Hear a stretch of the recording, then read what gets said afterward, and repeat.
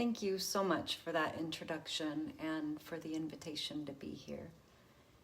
What I'm offering today isn't just a presentation, it's ceremony. We'll enter together with breath, with story, and some engagement. This is a container held for you to remember and reflect and reconnect with what's already alive inside. Before we begin, if you don't have it already, please grab yourself some paper, a journal, and something to write with as well. And as you're grabbing that, I'm going to just move us into a small presence exercise. So if you'd like to gently close your eyes and let your awareness drop into the body and into the ground beneath you. Take a breath in, and as you exhale, drop into presence. Let go of everything you're carrying. Now, inhale to begin to merge with the earth beneath the air around you. And at the top of that inhale, open your chest just a bit more. Let it widen. And as you exhale, drop again. Drop a little more into now. And as you inhale, merge with the field around you, all the sounds. At the top of the inhale again, widen the chest, open even more and expand. And then exhale and drop one more time. Another inhale to merge into all around you, no separation. Expanding the chest again. And then slowly exhale, holding on to this present moment. And just breathe normally.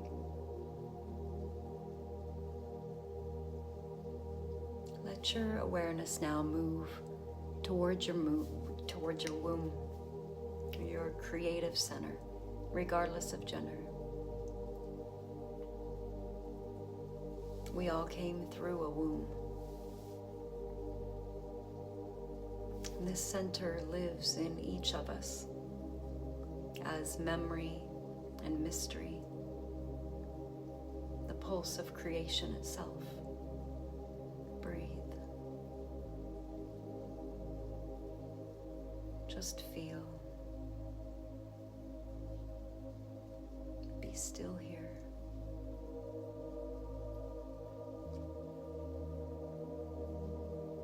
Bring your awareness to that creative center there below the navel. What is your relationship with that space?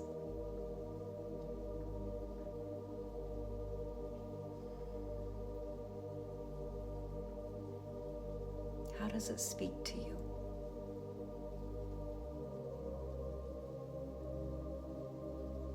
That creative center is what I'm talking about today.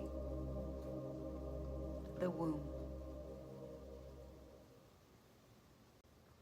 There are things that we build with blueprints, and then there are things we build with breath. This story isn't about architecture, it's about becoming. What I'm about to share is deeply personal. It's a path I've walked by feel, one surrender at a time. This is a story that came together in a non-linear way. It has lived inside me for years, unspoken as a whole piece until today. I share it because I know I'm not the only one. Because in many ways, it isn't only my story. Many of us have and are walking with grief that hasn't been named, searching for mothers we've lost in form or connection. trying to remember where we came from and how to come home to ourselves. Long before I had language for it, I knew I was here to hold something steady, a vessel for truth, an anchor between worlds. And perhaps that's you as well. Not to tether anything down, but to be a pulse point in the great remembering. To stay when it would be easier to leave. To feel what others couldn't hold. And to remain rooted when the winds came. This is a story about that. But more than that, it's an invitation to let creation become a form of healing. To let your hands speak what your heart forgot. And to find beauty where you thought only pain lived previously. This is about what gets revealed when you create without a plan, really. When you let the breath and the movement shape what the mind forgot, and how the earth meets you when you still yourself long enough to listen.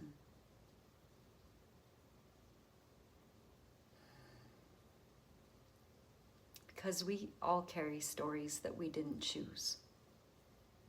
We all live with echoes that we didn't ask for. And if you've ever felt lost or disconnected, if you've been carrying something that you can't quite name, then this is for you. Because sometimes the healing doesn't come from figuring things out. It comes from creating something real. From letting the wound shape the beauty and letting what's unspoken become form. So as you listen, stay present not just with my words, but with what stirs inside you as you hear them. Maybe you'll recognize pieces of your own story inside of mine. Maybe something will soften, or awaken, or come home. This is the art of becoming. Let's begin. My husband and I built our home here with our bare hands. Straw bale, clay, sand, held together by will and surrender. He wanted something simple and practical, but I needed it to be art. So we danced, structure and expression, compromise and chaos, until this house slowly revealed herself, piece by piece. Neither one of us had a building background, but we had friends and family that wanted to help, and we had support from an unknown force that somehow we just trusted. We didn't know how it would turn out. Truthfully, I didn't need to, because I was learning how to let go, learning how to create from the space where control used to live. I was 3 years into my healing journey when we began.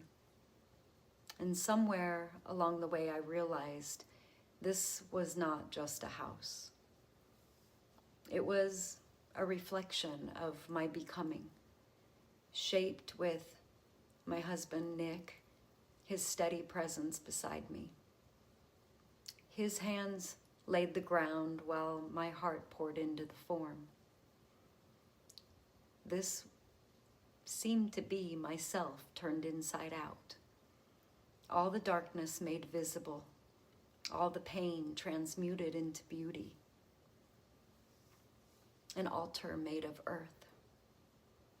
And though I speak from my own story here, this home also carries Nick's. but that's an unfolding that only he can tell. And I'm sure our friends and family that put so much time and energy into bringing our home into life each have their own story of what it was for them. But hopefully that's for another time. At some point, the home seemed to be building itself.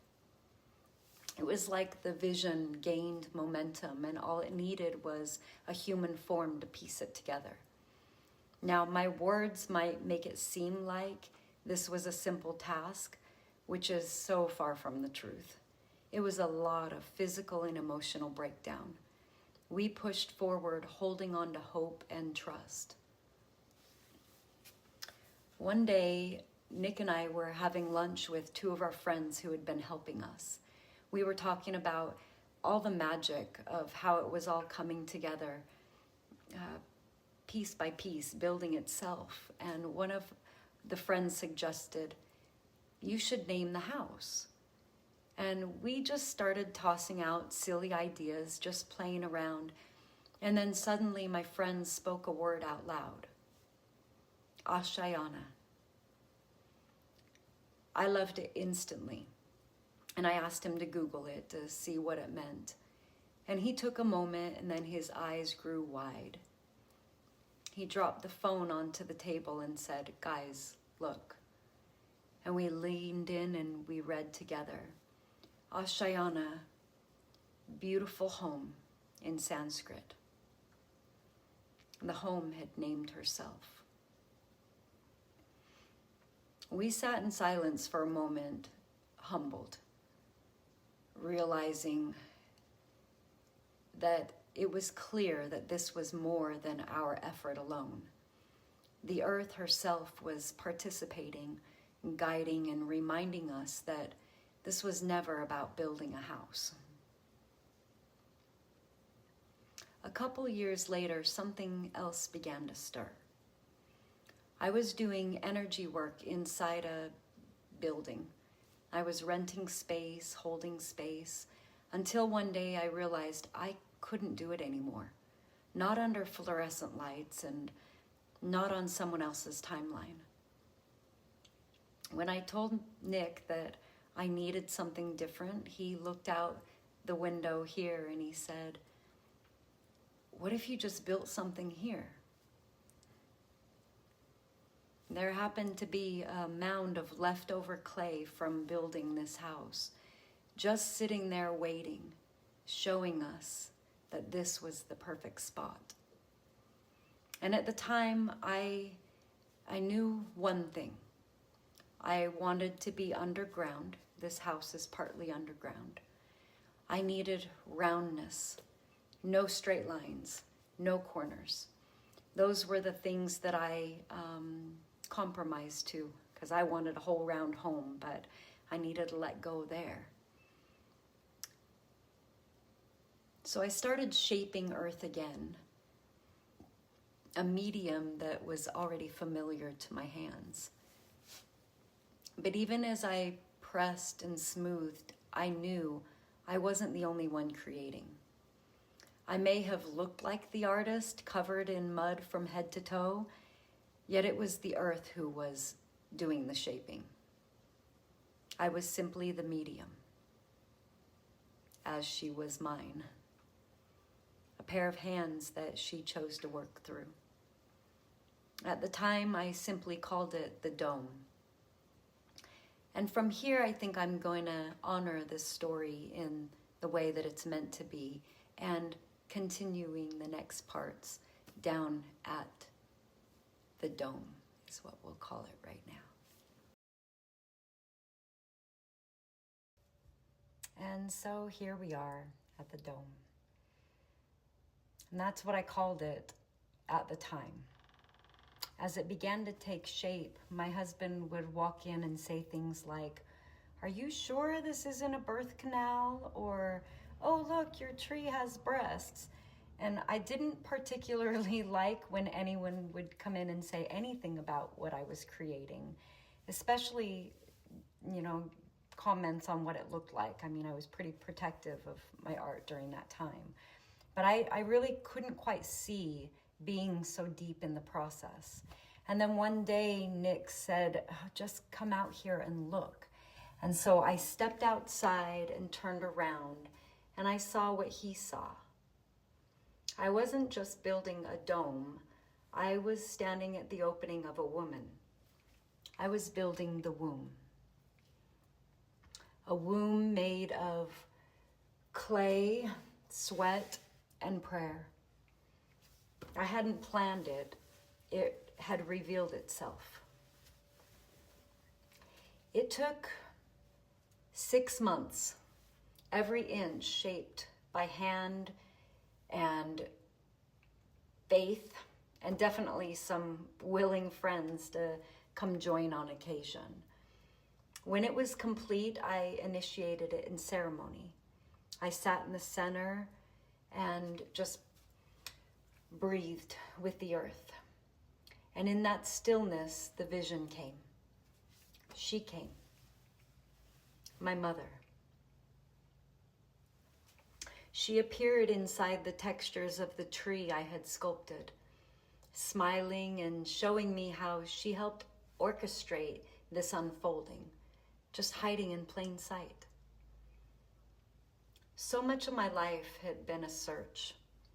As a child, I looked into every woman's eyes, wondering if she might be hiding there, trying to find the mother that I couldn't understand that I'd lost. It was a lifelong game of hide and seek, but I never found her until the womb. She came back to me in the place that I built without knowing why.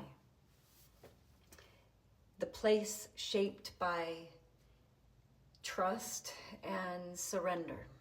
And in that moment, the game of hide and seek ended. And my mother let herself be found. My mother died when I was a child. She had an aneurysm while pregnant with my sister, and they thought that she was gone. So they cut her womb open to save the baby, and they cut my sister's arm in the process. Then, realizing she was still alive, they put a shunt in her head to drain the fluid. She never spoke again and died 3 months later at 27 years old. I was almost 4. My brother was 2, and my sister just born into a world with stitches in her arm and no mother. Abandonment became the shape of my story. 14 years after my mother's death, our brother, her only son, died tragically. There was a strange paradox in it, a grief that was so deep, but there was a reunion so intimate that I could almost feel it. He had lived 14 years without his mother, and then he returned to her. She wasn't here physically, but as his mother, I'm certain she still grieved. And in some sacred way, he found his way back to her.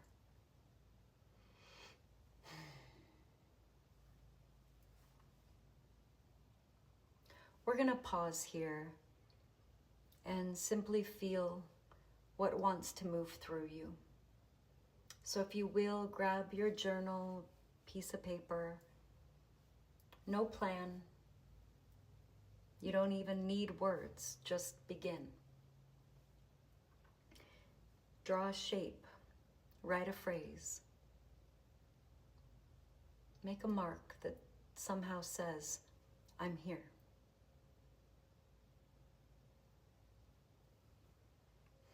Let your hand move before the mind catches up. Let your body speak first.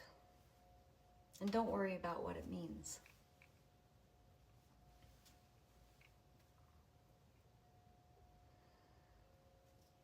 This is the beginning of creation without control. Let what you feel take form in any way it wants. You can burn it later or bury it or frame it. It doesn't matter.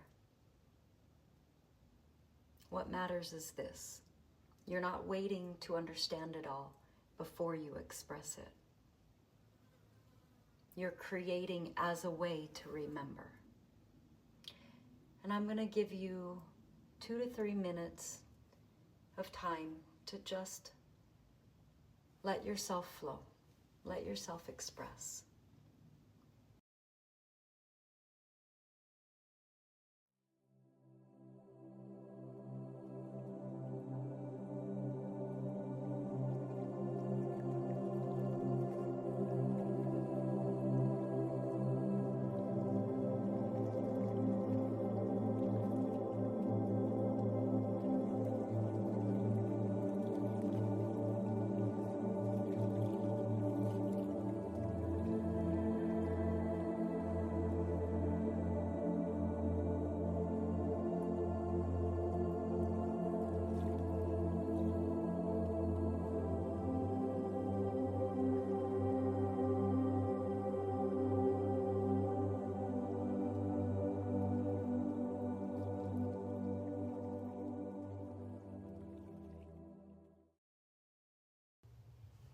So there's no need to make sense of what just came through. Just let it breathe. Creation isn't always meant to explain itself. Sometimes it just clears a path so that we can see where the next part of the story begins. To further prove my abandonment story, I chose to marry at 19 years old to a man I'd known for just 3 months. He was an artist at heart, full of spark on one side and wildfire on the other. It really was instant and magnetic. We mirrored each other's wounds perfectly. 3 months after we were married, he went to prison for a year and a half. I had found out that I was pregnant just after he left. And so I waited. He struggled emotionally, mentally, and over the years he was in and out of jail literally hundreds of times. But it was a reflection of a system that was not built for healing. He needed support rather than punishment, but that was something that the system couldn't offer, or still can't offer. I struggled too with detachment, with distrust. I had a nervous system that was just wired for reaction. I was always looking for abandonment, even where it didn't exist, and testing love just to see if it would stay. It was a dark love story, but it was real love too. We stayed married for 20 years. And we had 3 children, 2 girls and a boy, just like my mother. We created a beautiful life and a devastating one. Mental illness, domestic violence, forgiveness, survival, love. The darkness matched the light until the scales tipped. His mental illness continued to progress, and I began to see how much I was contributing to the cycle. I wasn't just trying to save him. I was trying to stop him from abandoning me. Until one day it became clear. I was the one who was abandoning myself. So I left. But it took more than inner strength. I needed to become unshakable. So I ran marathons, I trained in CrossFit, and I pushed my body past every limit. Every drop of sweat was a refusal to disappear. Each mile was a message to say, I'm still here. I was fighting for my life, and I knew it. My children had only ever known that world, and I had shaped a part of their story with all of its weight and complexity. So now I had to become something else. I couldn't just tell them what was possible. I had to live it. I had to embody a new truth so they could see it and believe it. Eventually, he was diagnosed with schizophrenia, and in January 2022, he took his life. And by that time, I had already been with my now husband, Nick, for 9 years. How I was able to align with Nick is something of a miracle. He has held space not just for me, but for my children. He didn't try to fix. He just stood steady and present. He just stayed.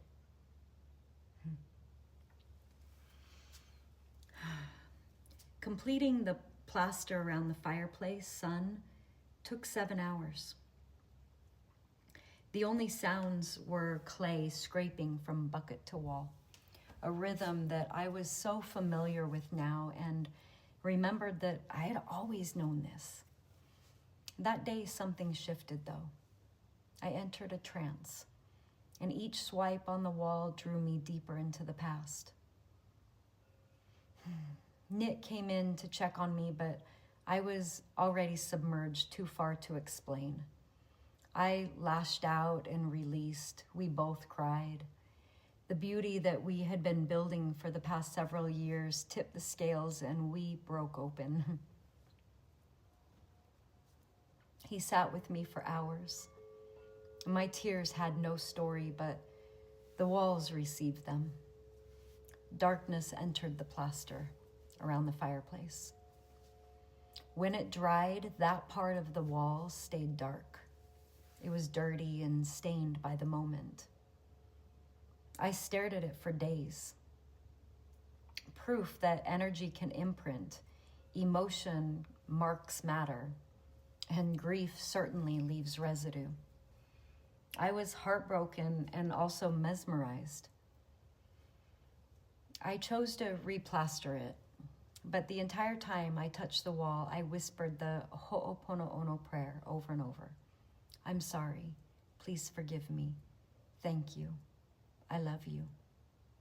I spoke that with intention for several hours into the dark imprints on the wall. It healed. The stain lifted and the transition became seamless. The funny thing is, the first time I used the fireplace for fire, the smoke flowed inside and stained the wall again. The womb showed me that my darkness was perfect, but the story was now reinformed. So the new dark stain stayed. There are no echoes of that old story here. Even my children walk new paths now, away from the familiar circle. There's no familiar threads of abandonment. This is a new story, and one that I'm still becoming. And I am whole.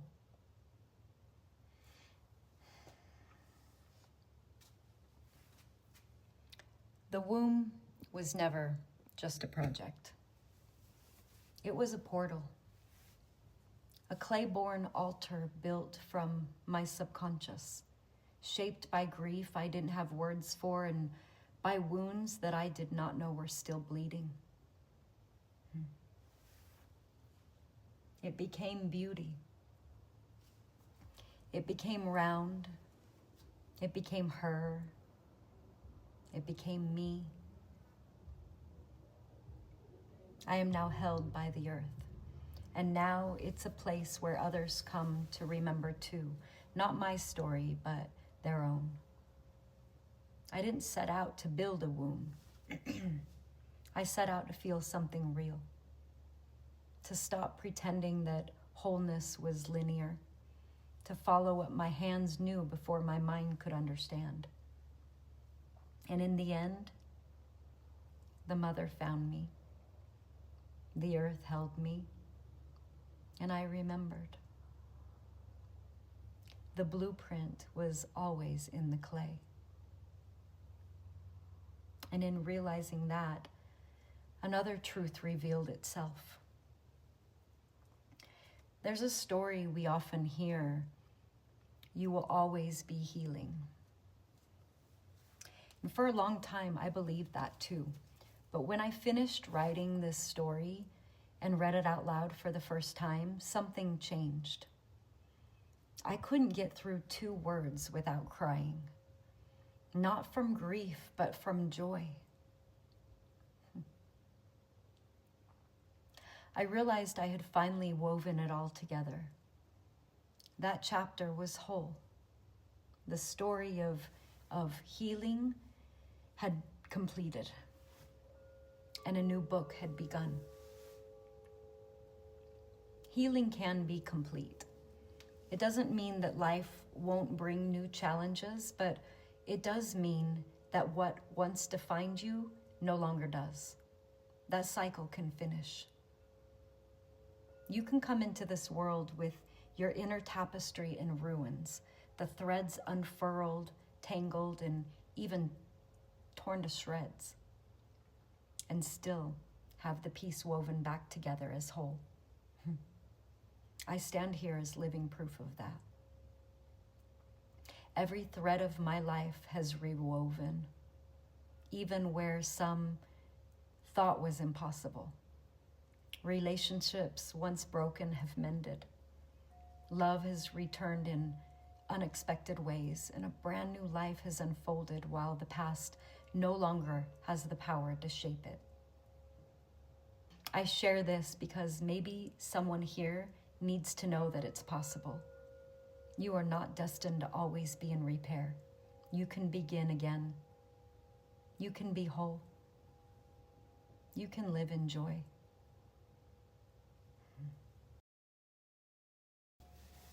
Let's return inward now.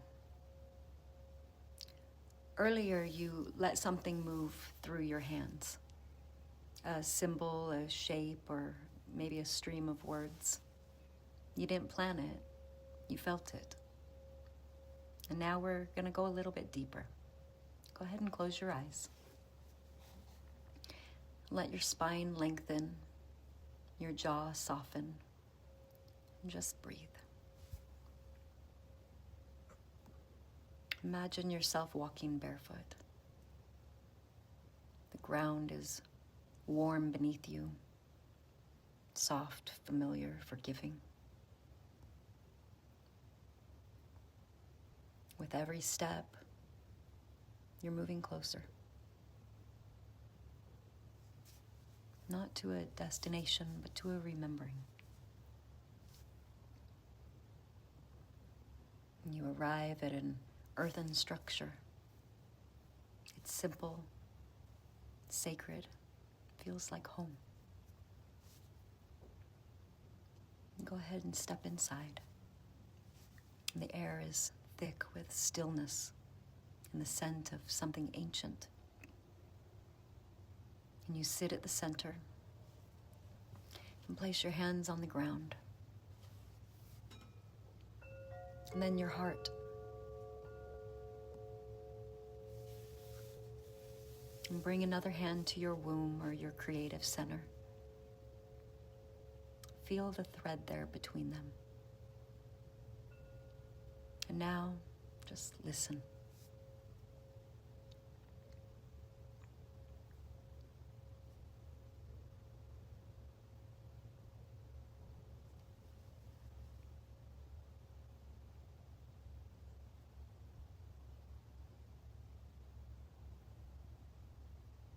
Let your subconscious speak again.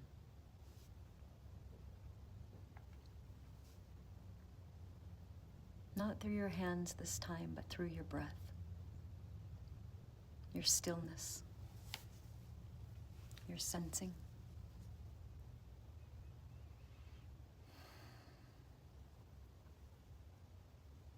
If this place had a message for you, what would it whisper? And just let it come.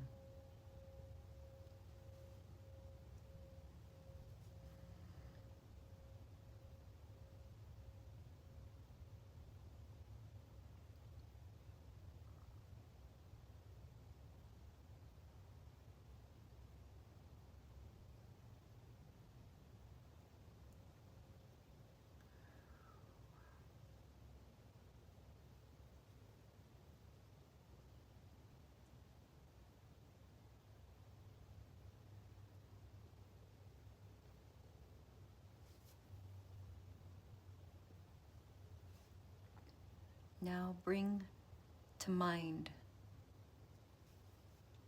the version of you who's been searching, the one who aches to be held, the one who isn't sure if they belong. Let them be here. Let them be witnessed. Let the earth hold both of you, the seeker and the rememberer, in one breath. Inhale. Exhale. You are not lost. You are returning. The place you've been searching for has always been within you.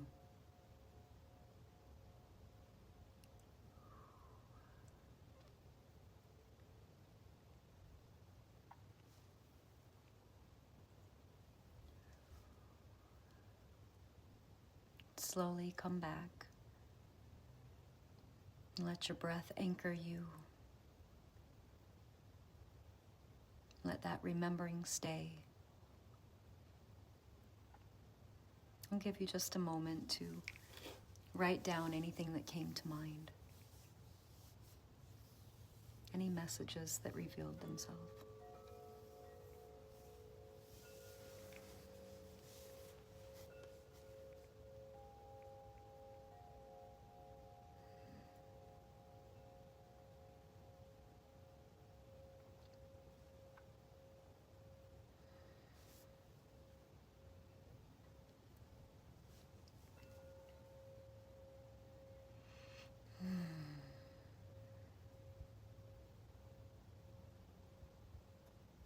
Okay.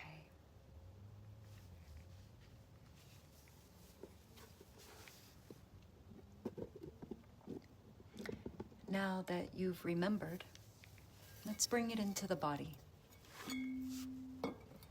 Tap your heart once, then your womb or sacral space. Back and forth. Let your hands find a rhythm. Heart, womb, heart, womb. This is your bridge. This is your remembering. Now add breath. Inhale as you tap the heart. Exhale as you tap the womb.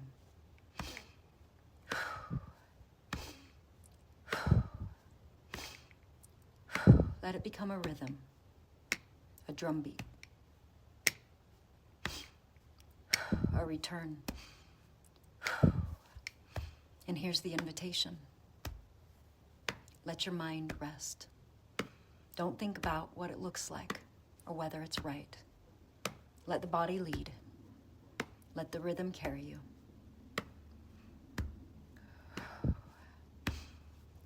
If thoughts arise, release them into the beat. If stories want to form, dissolve them into the breath. The earth doesn't think when she creates rivers. The heart doesn't think when it sends blood. Creation doesn't need the mind, only flow. So let your hands drum the bridge. Let your breath move the current. Let your body remember what it already knows. That you are creation itself, moving from womb to world, from silence to sound, from thought into pure being. When you're ready, pause your hands. Let the rhythm echo through your body. Notice how the mind has softened.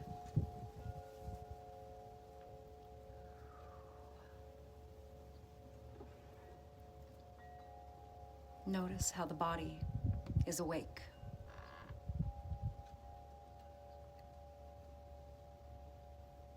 Feel what has shifted right now.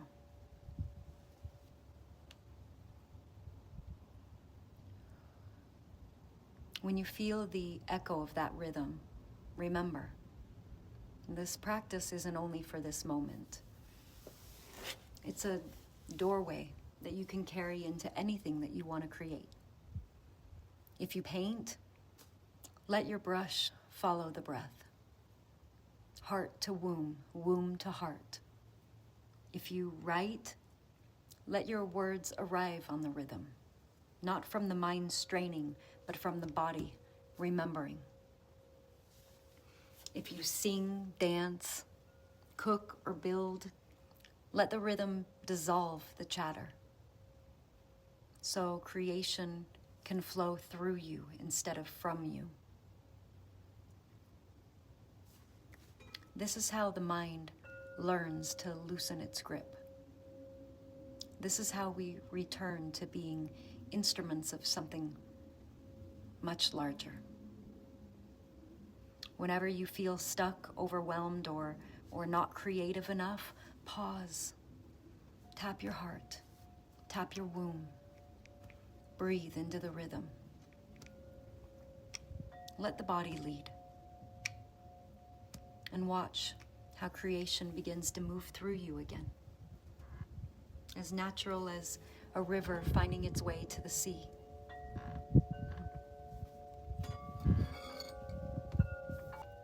I want to speak something beyond my personal story. There is a wound that many of us carry, passed through lineages, through cultures, through silence. That's the mother wound.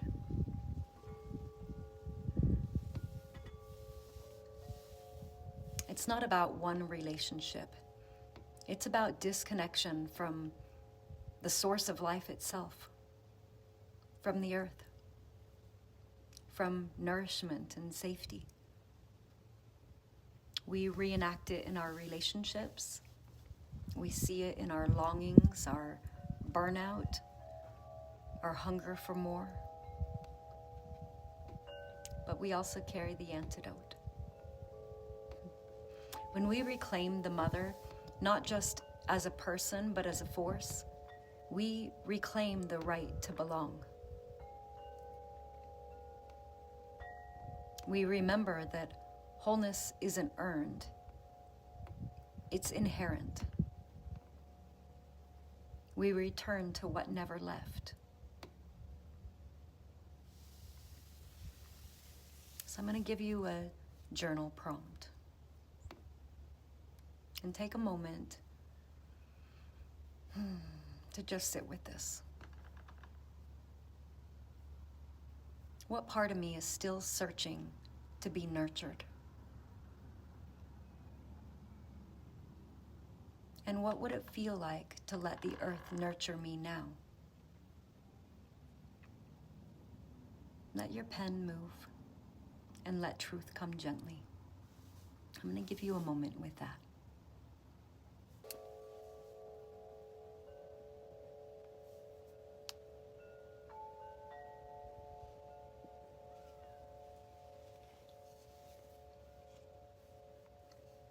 To close, I'd like to share a poem that came to me while sitting here in the womb. I didn't write it in the usual way. It came through like a whisper from the clay. A message from the womb to us all. So I hope you can receive this as a transmission, not just from me, but from her.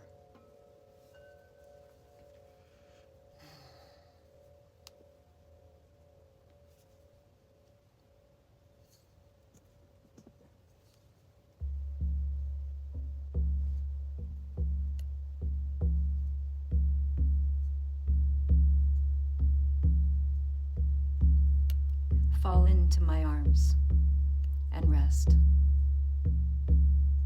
Surrender to life. One breath. Rhythmic beat within the chest.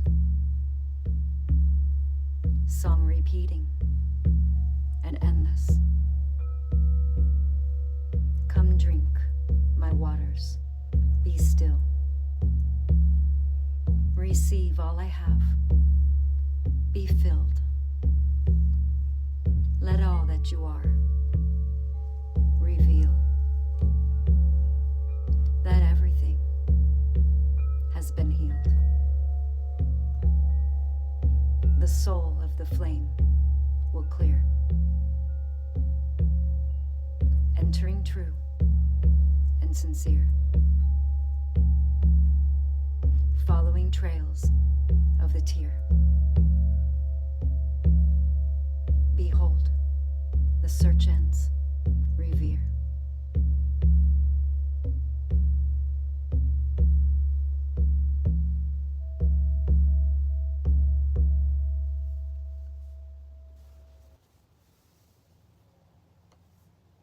Now I'll share with you a glimpse of what all this became.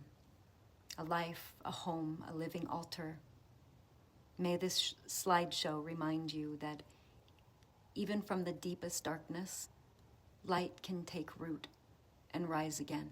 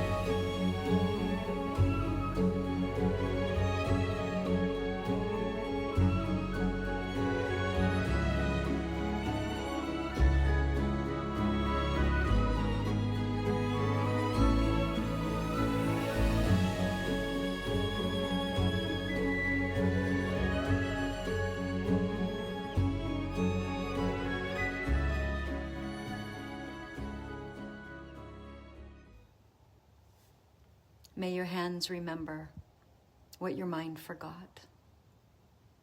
May the earth meet you where words cannot. And may what you create you. All my love. Thank you.